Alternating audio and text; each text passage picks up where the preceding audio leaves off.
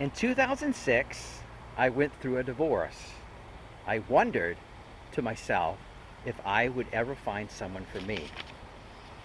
A few close friends and family told me about a woman they thought would be perfect for me. In December of 2006, I met this woman for the first time, and I thought she was amazing. Her name was Lori. We wound up hanging out those first few days and would talk for hours about everything, about our likes and our dislikes, about where we grew up in our families. We may have only known each other for days, but it was like we knew each other our whole lives.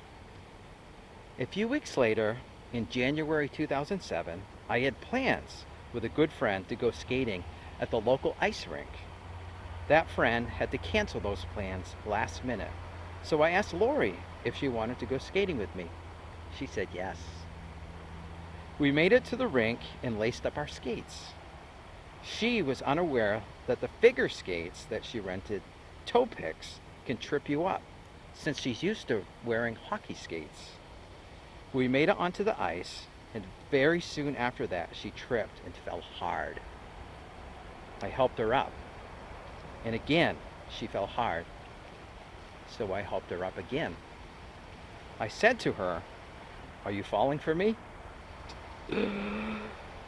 As we both laughed nervously out loud. The funny thing is, I was the one falling for her. I decided to hold her hand and help her stay up. The instant I held her hand, I felt a powerful feeling, like electricity coming from her hand onto mine.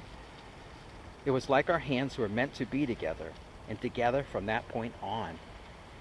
Together as we skated, hand in hand, it felt like we were floating on that ice. That was our first date. The building behind me is where that first date happened. A year later, on January 19th, 2008, I took Lori to New York City and asked her to marry me on Rockefeller Ice Rink. I made sure she wore hockey skates, and she said yes. A few years later, this ice arena had too much snow on the roof and the roof collapsed. The building had to be replaced. However, the actual ice rink that we skated on was intact, and that remains still today.